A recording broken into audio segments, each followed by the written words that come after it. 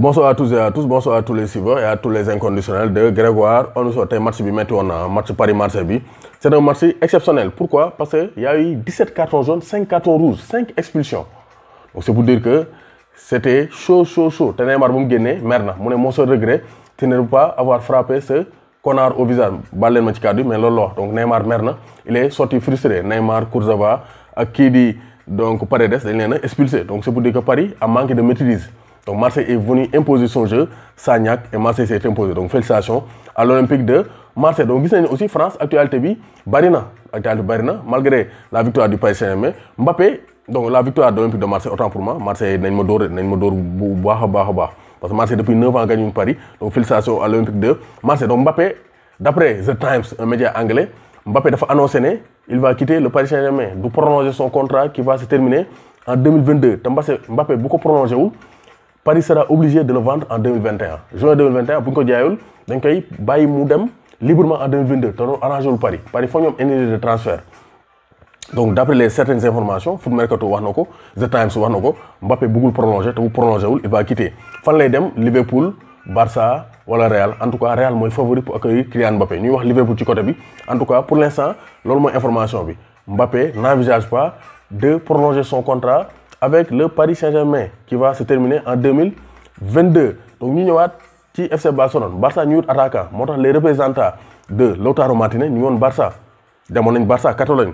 Selon le Corriere dello Sport, les agents de Lautaro Martinez se trouvent au FC Barcelone dans le but de négocier la signature de Lautaro Martinez au Barça. La nouvelle n'a pas été bien reçue du côté milanais. Donc Inter mer nañ mais quand même Lautaro bëgg naa dem parce que Messi moo ko woo te Messi actuellement foog ñu neexal ko indil ko joueur boo xam ne bëgg na ñu woo ko comme Lautaro Martinez ñoom ñaar xamante ne il joue dans le championnat donc il joue en équipe nationale d'Argentine. Donc Lautaro Martinez donc agent mi ñu ngi Barça pour négocier un éventuel transfert. Donc Pjanic aussi il va débuter avec le FC Barcelone. Il va hériter le numéro 8 de Andrés Iniesta mais de Arthur moo doon sol numéro 8 bi.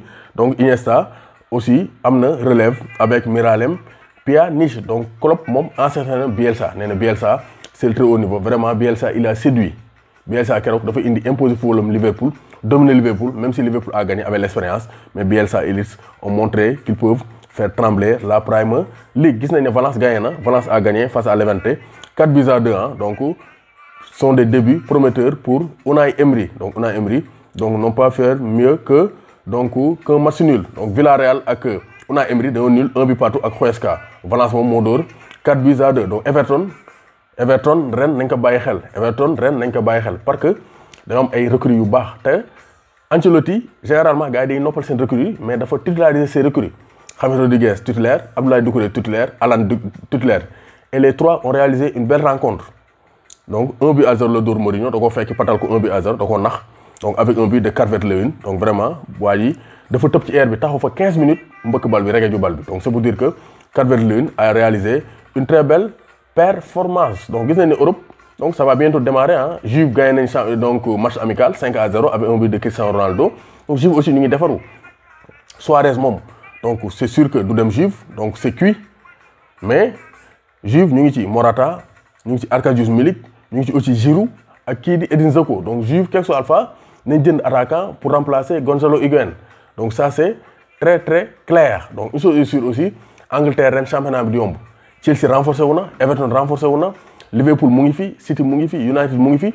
Donc ça sera difficile de gérer la situation. Donc Paris pour l'instant occupe la 18e place barragiste pour la relégation en France. Donc ça c'est jamais vu. Bon, c'est le début du championnat mais Paris démarre difficilement le championnat de France. Donc loolu moo nekkoon quelques informations par rapport à l'actualité du football donc mondial. Donc gis nañu aussi sénégalais yu bari dugal nañu Jamal Thiaré dugal na doublé. Jamal Thiaré le joueur du Havre. Gis nañu aussi Pape Ibnou Ba dugal na avec Niort. Donc Ibnou Ba aussi c'est un très grand buteur, ancien buteur du Stade de Mbour et de la Linguère de Saint-Louis. Donc c'est pour dire que sénégalais ñu ngi ci Europe ñu ngi def performance yu jéggi dayoo. Donc espérons que donc ça va continuer jusqu'à la fin de la saison. doomu Gaynde Njaay warul tiit warul ragal.